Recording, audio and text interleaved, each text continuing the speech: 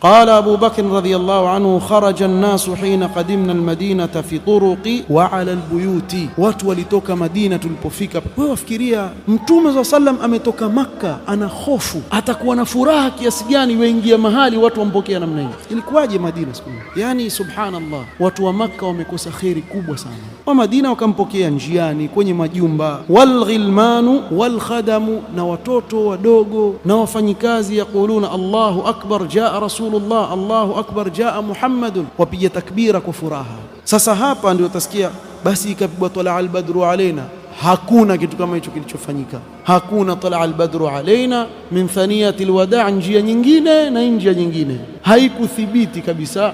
Alafu jamani, mimi nashangaa na hawa makhurafi. Hii ikiwa impigwa talaa albadru alaina, kwa mfano impigwa siku gani? Mtume sallam alipoingia alikuwa siku ya Maulidi ile. Yani hawa nguru wamwita papa, ama papa wamwita fisi, wachukua vitu. Wewe ulizwa dalili ya kuwa wakati ni sharti katika masharti ya swala, toa dalili. Usawa dalili yake nini?